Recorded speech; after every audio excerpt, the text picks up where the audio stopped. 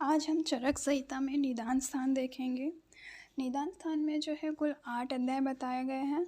8 अध्यायों का वर्णन किया गया है। 8 अध्याय में सर्वप्रथम जो है ज्वर निदान अध्याय बताया गया है। तो ज्वर अध्याय में जो है जो निदान पंचक है, जो रोग निदान में हम पढ़ते हैं, तो निदान पंचक का भी जो है ज्वर निदान में वर्णन है। ज्वर में सबसे पहले जो है हम उत्पत्ति देखते हैं। तो ज्वर जो है इसे रोगराज या सर्व रोग ग्रज बली या प्रधान या राजा कहा गया है। तो रोगराज क्यों कहा गया है? रोगराज इसलिए कहा गया है कि सर्वप्रथम जो है ज्वर का वर्णन किया गया है, इसलिए इसे रोगों का राजा कहा गया है। इसे प्रधान माना जाता है, इसलिए जो है इसे रोगराज और प्रधान कहा गया है। आगे हम निदान पंचक के बारे में पढ़ेंगे। तो निदान पंचक जो है, तो निदान जो है वो 3 प्रकार से बताए गए हैं। निदान जो है वो 3 प्रकार से बताए गए हैं। ये ज्वर के निदान नहीं है, ये निदान पंचक में जो निदान शब्द का अर्थ है उसके बारे में हम पढ़ रहे हैं। तो निदान 3 प्रकार से होते हैं: असात में इंद्रिय अर्थ संयोग, प्रज्ञा अपराध और परिणाम। और जो है इसे जो है और 4 प्रकार से भी हम कह सकते हैं: सन्निकृष्ट, विप्रकृष्ट, व्यभिचारी और प्राधान्य। 3 प्रकार से और इसे बांटा गया है: दोष हेतु, व्याधि हेतु, उभय हेतु। और 2 प्रकार से इसे विभाजन किया जाएगा: उत्पादक और व्यंजक। फिर 2 प्रकार से जो है बाह्य और आभ्यंतर। इस प्रकार से निदान के जो हैं हमने कुल 5 प्रकार से अलग अलग पर्याय देखे हैं। फिर पर्याय जो है इसका हेतु, निमित्त, आयतन, कर्ता, कारण, प्रत्यय, समुत्थान, ये इसके जो है निदान के जो है ये पर्याय है। आगे हम देखेंगे रोग के प्रकार। रोग के जो है त्रिविध प्रकार बताए गए हैं, द्विविध प्रकार बताए गए हैं। तो त्रिविध प्रकार जो है दोषों के अनुसार वातज पित्तज कफज, द्विविध प्रकार जो है जो मानस दोष है, राजस और तमस, इनके अनुसार। अब हम व्याधि के पर्याय देखते हैं। रोग के जो पर्याय है वो क्या है? व्याधि रामय गदांतको यक्ष्मा जरो विकारो रोग इत्यांतरम। तो ये जो है ये श्लोक के फॉर्म में भी लिख सकते हैं। ये जो है 8 जो है रोग के पर्याय बताए गए हैं। आगे हम देखते हैं कि निदान पंचक।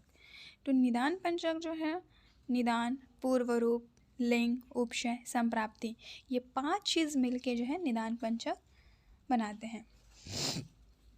निदान पंचक में सर्वप्रथम निदान देखते हैं। निदान मतलब होता है कारण। किसी भी दोष को उत्पत्ति में जो कारण होता है उसे निदान कहते हैं। किसी भी जो रोग है उसकी उत्पत्ति में जो कारण होता है वो निदान है। तो निदान को ही निमित्त, बाह्य 2 प्रकार से होता है। अब हम आगे देखेंगे कि पूर्व रूप। पूर्व रूप क्या होता है? तो पूर्व रूप मतलब होता है कि साध्य, माध्य, निर्णय, सापेक्ष निश्चय, व्याधि की उत्पत्ति के पूर्व जो लक्षण होते हैं उसे पूर्व रूप कहते हैं। और ये 2 प्रकार से हो सकते हैं: सामान्य पूर्व रूप और विशिष्ट पूर्व रूप। सामान्य और विशिष्ट 2 प्रकार से पूर्व रूप होते हैं। इसे एक एग्जाम्पल के रूप में बताया गया है: हरिद्र वर्ण रुधिर च मूत्रम बिना प्रमेयस्य ही पूर्व रूपे यो मूत्र पिपेतम च वेदना प्रमेह रक्तस्य पित्तस्य ही स प्रकोपे। आगे देखते हैं कि अपन रूप किसको कहेंगे। निदान हो गया, पूर्व रूप हो गया, अब रूप किसको कहेंगे? तो रूप मतलब होता है लिंग, लक्षण। किसी भी जो डिसीज़ है उसका जो लक्षण रहेगा, उसके जो सिम्टम्स रहेंगे वो रूप में आएंगे। तो रूप के क्या क्या पर्याय है? लिंग, लक्षण, आकृति, चिन्ह, संस्थान, व्यंजन। रोग का पूर्ण ज्ञान।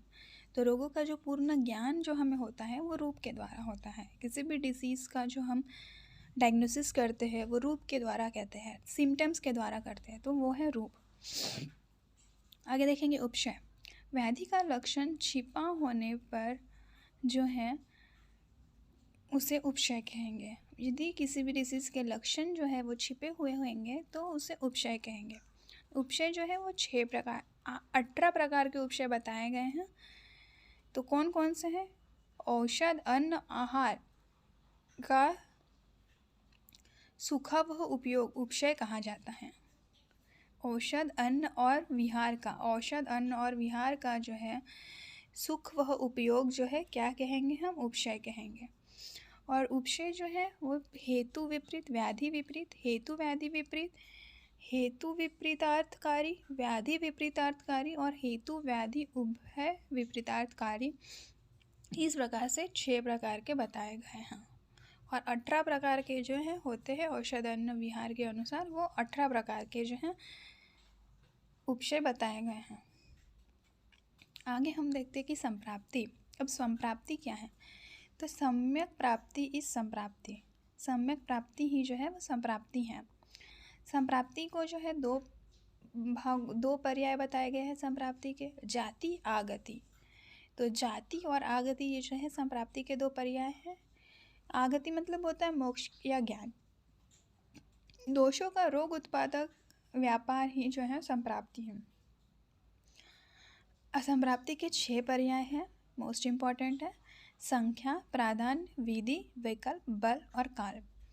ये 6 प्रकार के जो हैं संप्राप्ति के प्रकार हैं। तो संख्या मतलब होता है अष्टोज्वर पंचगुल्म, अष्टोजर पंचगुल्म। प्राधान्य जो है वृद्धितर, वृद्धितम, द्वंद्व, सन्निपात में इसे विभाग किया गया। विधि जो है प्रकार, व्याधि, प्रकार, नीच, आगंतुक, त्रिविध दोषों भेद से 3 प्रकार के होते हैं। विकल्प, दोषों की पुनः कल्पना करना, अंशांश कल्पना करना ही विकल्प कहते हैं। बल और काल, बल काल जो है ऋतु, अहोरात्रि, आहार, काल, विधि से जो है नियत होता है। आगे हम अभी ये निदान पंचक जहाँ पे कंप्लीट होता है, निदान पंचक में हमने देखे कि निदान, पूर्वरूप, रूप, उपशय और संप्राप्ति, 5 चीज़ें हमने समझ में आ गया। और ये 5 चीज़ ही हैं जो सब डिसीजेस में हमको लिखना है, निदान, पूर्वरूप, रूप, उपशय और संप्राप्ति। अब हम स्टार्ट करेंगे ज्वर। तो ज्वर के भेद जो है वो 8 प्रकार के ज्वर के भेद बताए गए हैं। वातज, पित्तज, कफज, फिर 2 दोष के अनुसार वातज, पित्तज, पित्तज, कफज, कवातज, कफज और सन्निपातज और आगंतुज। इस प्रकार से जो है 8 प्रकार के ज्वर के भेद आचार्य चरक ने बताए हैं। फिर ज्वर को जो है 2 भागों में विभक्त किया जा सकता है, नीच और आगंतुज। नीच जो है, नीच में कौन कौन से आएंगे? एक दोषज, द्विदोषज, सन्निपातज। फिर सन्निपातज जो ज्वर है उसको विषम ज्वर में को जो है सन्निपातज में रखा गया है। और विषम ज्वर को जो है 5 भागों में विभक्त किया गया है, संतत, सतत, अन्य दोषक, तृतीयक और चतुर्थक। इस प्रकार से विषम ज्वर जो है 5 प्रकार के होते हैं। ये ज्वर का क्लासिफिकेशन बहुत इंपॉर्टेंट है। आगंतुज को जो है 4 भागों में विभक्त किया है, अभिघातज, अभिशापज, अभिचारज और अभिशापज। अभिघात मतलब क्या है? जो आघात के कारण जो होता है। अभिसंगत जो है वो काम क्रोध के कारण, मोह के कारण जो होता है वो अभिसंगत है। अभिचारज और अभिशापज जो है वो सन्निपातज है। तो इस प्रकार से है ज्वर का क्लासिफिकेशन देख लिया। ज्वर मेनली 8 प्रकार से जो इसके भेद बताए गए हैं दोषों के अनुसार।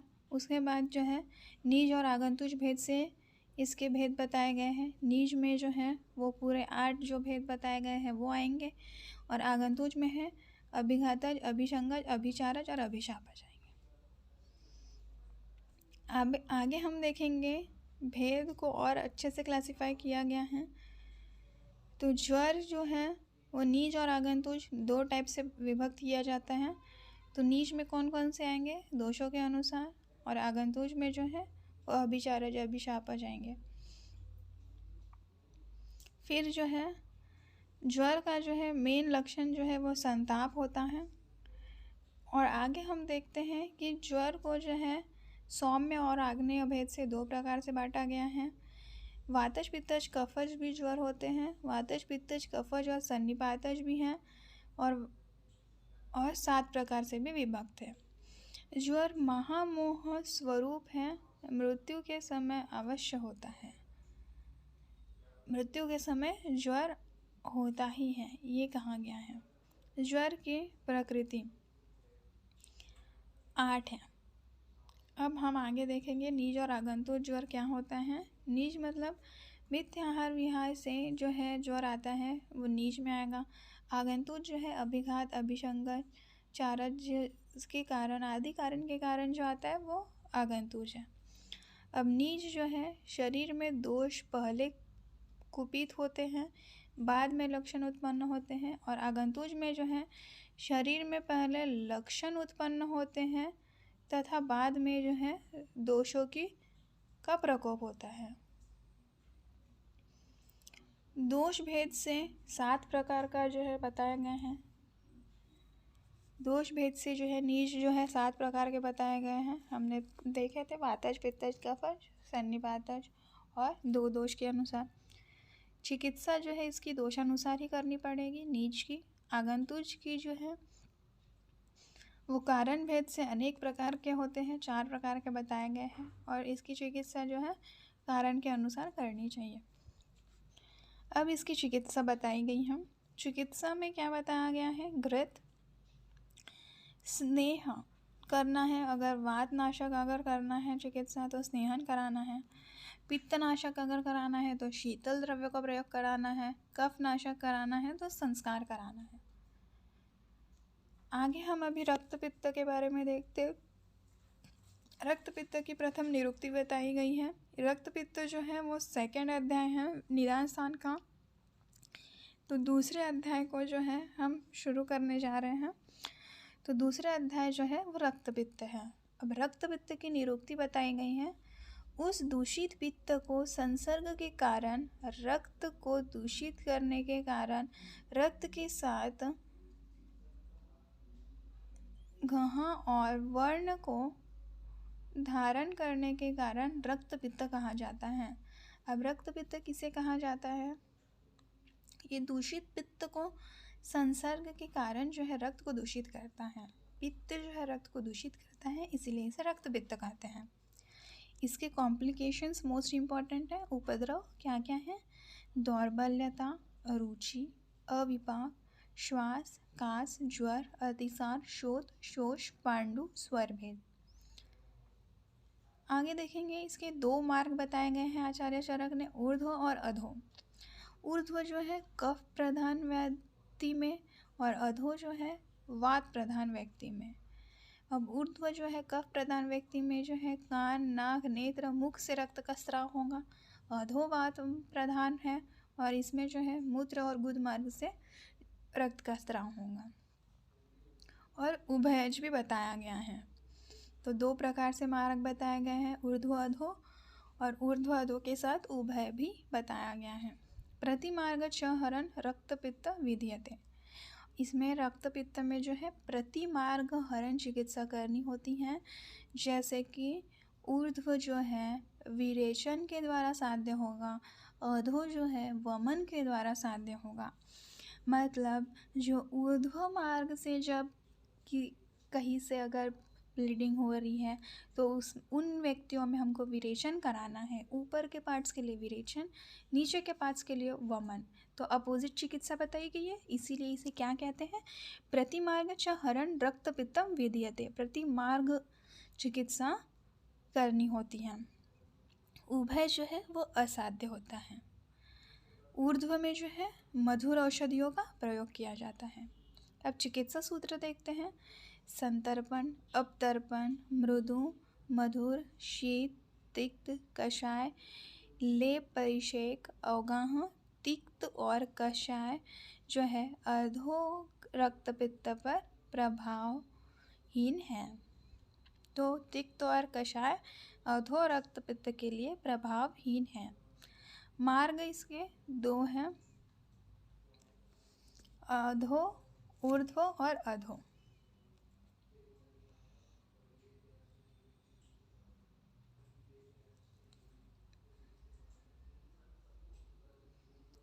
असाध्यता रक्त पित्त की क्या है। रक्त जो है इंद्रवनुषी, लाल, हरी, पीली कपड़े से रक्त न छूटे, रोगी वस्तुओं में लाल देखे।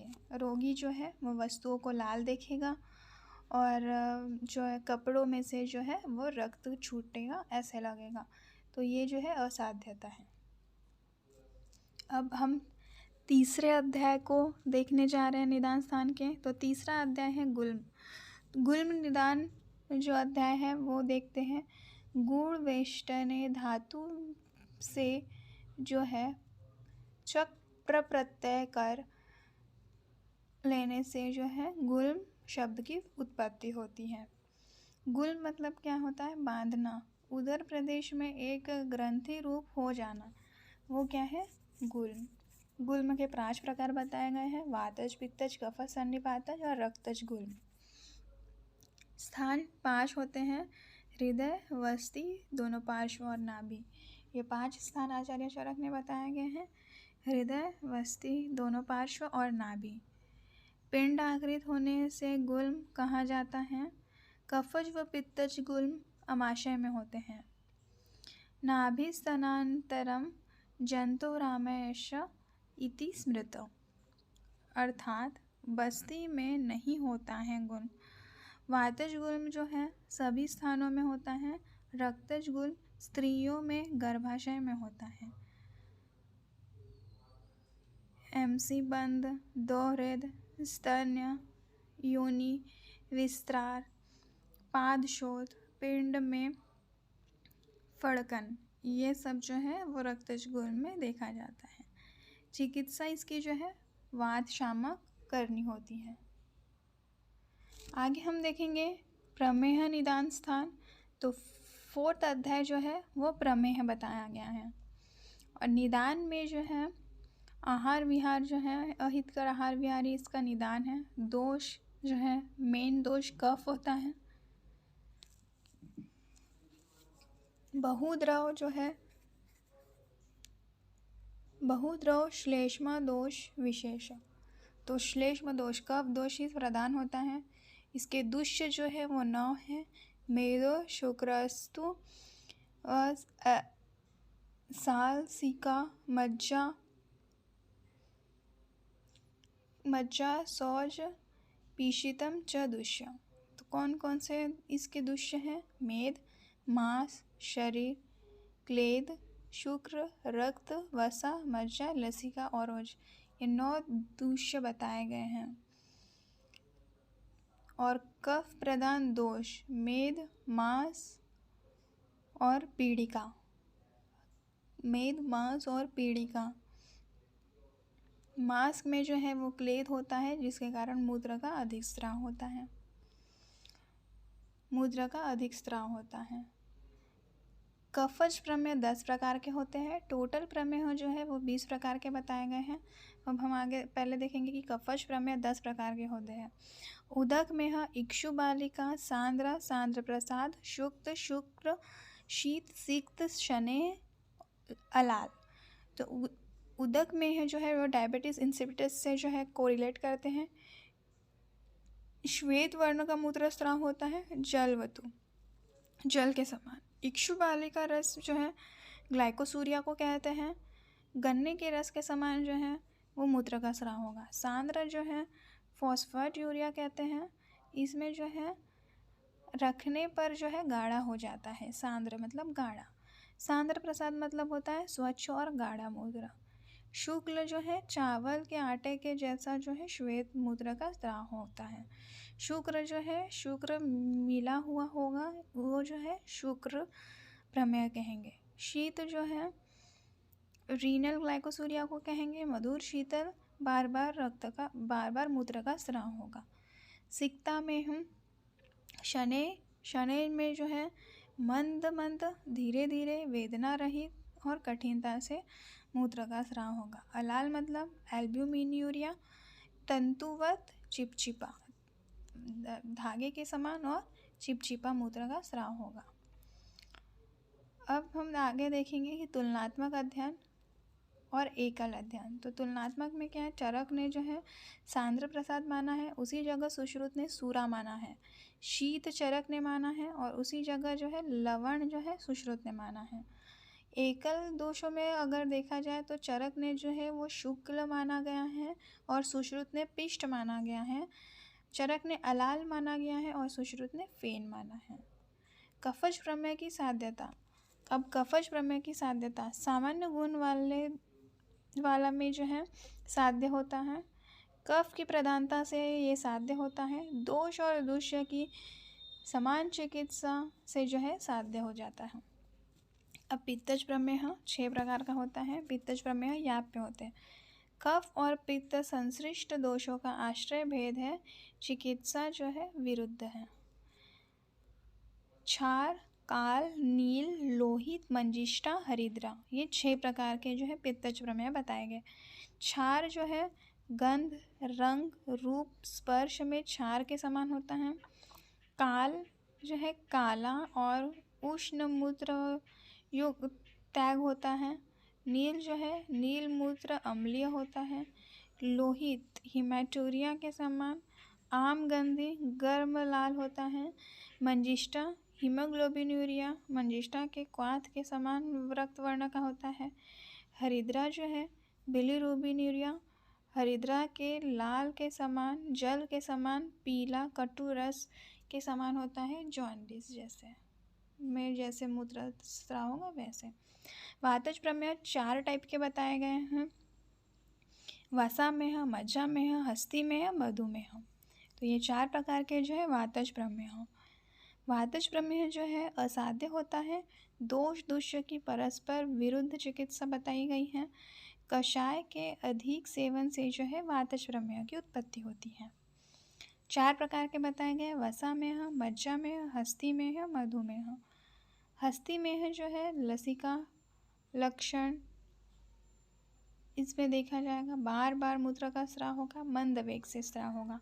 मधुमेह में ओशरण, कषाय, मधुर, पांडु और रुक्ष मूत्र का स्राव होगा। प्रमेय के पूर्व रूप। शरीर के कच्ची मछलियों की गंध आना, सूत्र पर चींटी। तो क्या बताया गया है कि कच्ची मछलियों की गंध आएगी और चींटियों का आना मूत्र पर चींटी का आना और शरीर के कच्ची मछलियों की गंध आना। उपद्रव क्या है, तृष्णा, अतिसार, दाह, दौर्बल्य, अरुचि, अविपाक, पीड़िका, अलजी, विद्रधि, ये सभी जो है कॉम्प्लिकेशंस है प्रमेय के। चिकित्सा सूत्र क्या है, संशोधन, उपशमन। आगे हम देखते हैं कुष्ठ निदानीय अध्याय। तो कुष्ठ निदान जो है वो 5वां अध्याय है निदान स्थान में। तो 5वें अध्याय में बताया गया है कुष्ठ के बारे में। कुष्ठ के 7 द्रव्य बताए गए हैं। दोष के अनुसार 3, दुष्य धातु के अनुसार 4, इस प्रकार से 7 द्रव्य बताए गए हैं। तो दोष वातज, पित्तज, कफज और दुष्य और धातु कौन कौन से कारण होते हैं कुष्ठ की उत्पत्ति में। त्वचा, मांस, रक्त और लसिका। तो ये मोस्ट इम्पॉर्टेंट है कुष्ठ निदान में कि 3 दोष 4 दुष्य बताए गए हैं। तो 3 दोष है वात, पित्त, कफ और दुष्य जो है वो 4 बताए गए हैं, त्वचा, मांस, रक्त और लसिका। लाइन से आप समझ सकते हो कुष्ठ कहाँ होता है। ये स्किन डिसीज़ है। तो स्किन मतलब होता है, ये लाइन से आपको बताना है जैसे कि त्वचा, तो त्वचा में होगा। त्वचा के नीचे क्या है, मांस में क्या है, रक्त का वहन होता है और रक्त के नीचे क्या है, लसिका। तो ये 4 प्रकार से जो है लाइन से आपको याद रखना है, त्वचा, मांस, रक्त और लसिका। कुष्ठ और विसर्प में अंतर। अब कुष्ठ और विसर्प में क्या अंतर है, कुष्ठ जो है अविसर्पनशील होता है और विसर्प जो है विसर्पनशील होता है, फैलने वाला न फैलने वाला। रक्त प्रधान दोष नहीं होता है, रक्त प्रधान दोष होता है, अल्प वेदना वाला होता है और यह प्रबल वेदना वाला होता है। 7 द्रव्यों की दुष्टि आवश्यक होती है, आवश्यक नहीं है कि 7 द्रव्यों की दुष्टि होना विसर्प में। चीरकारी होता है और यह अचीरकारी होता है विसर्प। सभी कुष्ठ त्रिदोषज होते हैं। कुष्ठ के प्रकार 7, 18 और असंख्य। आचार्य चरक ने किसने कुष्ठ के प्रकार माने हैं, 7, 18 और असंख्य। चरक ने 7 कुष्ठ माने हैं, कपाल, उदुम्बर मंडल, ऋष्यज्या, पुंडरीक, सिद्म और काकनक। तो वातज दोष प्रधान रहेगा कपाल, उदुम्बर जो है पित्तज, मंडल कफज, ऋष्यज्या वातज पित्तज, पुंडरीक जो है पित्तज कफज, सिद्म जो है कफज वातज और काकनक जो है वो त्रिदोषज होगा। तो काकनक त्रिदोषज है इसीलिए ये असाध्य है और बाकी जो है साध्य है। आगे हम देखेंगे शोष निदानीय अध्याय। तो शोष निदानीय अध्याय में जो है शोष मतलब होता है राज्य क्षमा। 6th अध्याय जो है वो शोष या राज्य क्षमा को बताया गया है। अब राज्य क्षमा मतलब रोगराज, रोगराज इसे भी कहा गया है, ज्वर को भी रोगराज कहा गया है और राज्य क्षमा को भी रोगराज कहा गया है। ज्वर को रोगराज इसलिए कहा गया है क्योंकि वो सबसे प्रथम उत्पन्न होता है किसी भी डिसीज़ में, पर राज्य क्षमा को रोगराज इसलिए कहा गया है क्योंकि राज्य क्षमा होने के पश्चात अनेक रोगों की उत्पत्ति होती है शरीर में, इसीलिए इसे रोगराज कहा गया है। कुष्ठ व शोष की उत्पत्ति कलियुग में हुई। शोष या राज्य क्षमा 4 कारण के कारण होता है, साहस, संधारण, क्षय, विषम भोजन। तो साहस, संधारण, क्षय और विषमासन ये जो है 4 जो है निदान बताए गए हैं किसके, राज्य क्षमा के। ये मोस्ट इम्पॉर्टेंट है, साहस, संधारण, क्षय, विषमासन। शुक्र आहार का उत्तम सार है। शोथ से पीड़ित पुरुष में मल की रक्षा करनी चाहिए।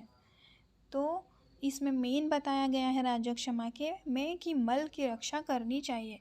जिस व्यक्ति को राज्य क्षमा होता है उसमें जो है मल की रक्षा करनी बहुत इम्पॉर्टेंट है, क्योंकि ऑलरेडी शरीर क्षय हो चुका है, तो मल की रक्षा नहीं करने पर और क्षय हो जाता है शरीर, इसलिए मल की रक्षा करने को कहा गया है। अब इसकी निरुक्ति राज। राज जो है नक्षत्र के राजा चंद्रमा को ये हुआ था। यक्ष्मा जो है शरीर का शोषण होना, इसलिए इसे राज्य क्षमा कहा जाता है। एकादश रूप 3 प्रकार से इसे बताए गए हैं। इसके प्रकार एकादश,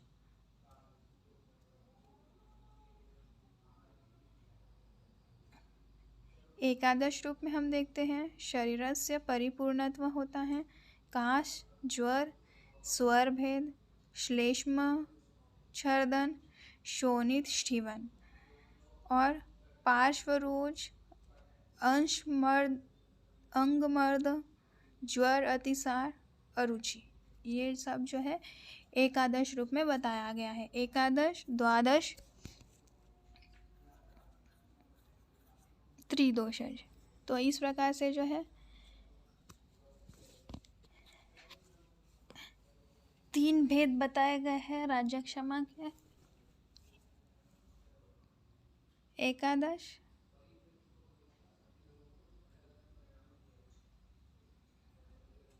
षोडश और त्रिदोषज। साध्य असाध्यता, बलवान होने पर साध्य और मास क्षय हो जाने पर यह असाध्य होता है। आगे हम देखेंगे उन्माद निदान अध्याय। तो उन्माद जो है वो 7th अध्याय बताया गया है निदान स्थान में। उद उपसर्ग पूर्व रूप मद धातु से धिक प्रत्यय करने पर उन्माद की उत्पत्ति होती है। 5 प्रकार के बताए गए हैं, वातज, पित्तज, कफज, सन्निपातज और आगंतुज। इसकी संप्राप्ति क्या है, प्रकोप कारण दोष होता है। दोषों का जब प्रकोप हो जाता है तो हृदय में जाके स्थित होता है और हृदय से जो है मनोवायु स्रोतस में जाता है और मनोवायु स्रोतस दूषित होने के कारण जो है उन्माद रोग की उत्पत्ति होती है। अब उन्माद का स्वरूप क्या बताया गया है, मनोबुद्धि, संज्ञा, ज्ञान, स्मृति, भक्ति, शील, चेष्टा, चार, विभ्रम।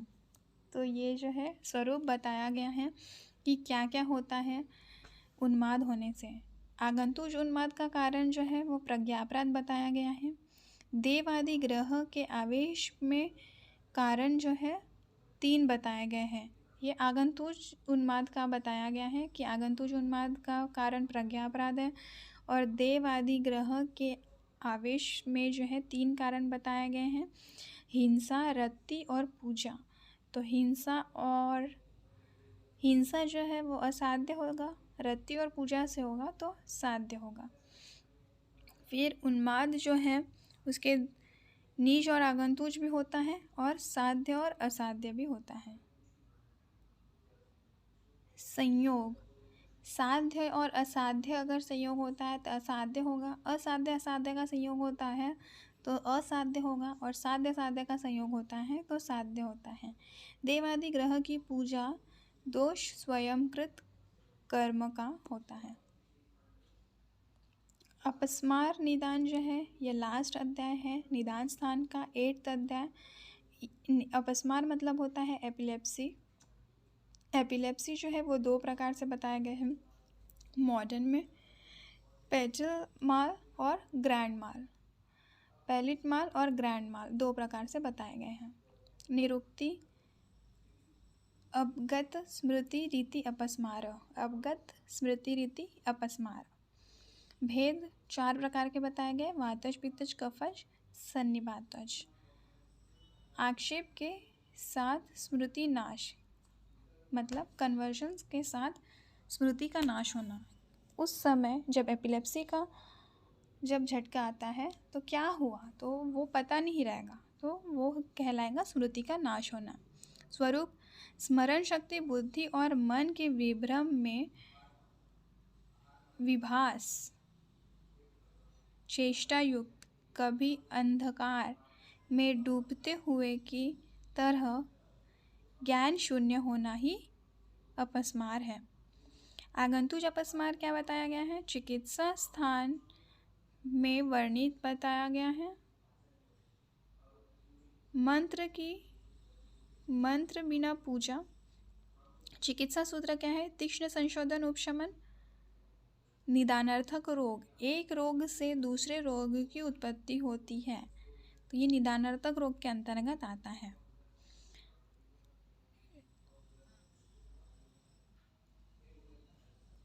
निदानार्थक रोग किसे कहते हैं? निदानार्थक रोग उसे कहते हैं, ये निदानार्थक रोग के एग्जाम्पल्स हैं। निदानार्थक रोग मतलब जैसे कि ज्वर से रक्तपित्त की उत्पत्ति, रक्तपित्त से राज्यक्षमा की उत्पत्ति, फिर प्रतिशय से जो है कास की उत्पत्ति, कास से क्षय की उत्पत्ति और क्षय से राज्यक्षमा की उत्पत्ति, पीनस से जो है उदर रोग की उत्पत्ति, उदर रोग से शोथ की उत्पत्ति, अर्श से जो है गुल्म और उदर रोग की उत्पत्ति, ये निदानार्थक रोग है। तो निदानार्थक रोग मतलब क्या है? निदानार्थक रोग मतलब ऐसे रोग जो कि जिनके कारण दूसरे रोगों की उत्पत्ति होती है, उन्हें निदानार्थक रोग कहते हैं। पर्व संधि में क्या बताया गया है?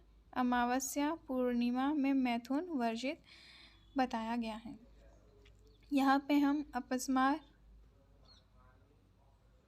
असाध्यता साध्यता नहीं होती है, साध्य असाध्य हो सकते हैं। साध्य के असाध्य होने के कारण क्या है? चिकित्सा चतुष्पाद का उपचार, दैव भाग्य, जप तप दान करना, विकार और प्रकृति हेतु के अधीन रहते हैं। तो यहाँ पे जो है निदान स्थान का जो है हम एंड करते हैं निदान स्थान को। आगे जो है वो विमान स्थान और शारीर स्थान का जो है वीडियो आपको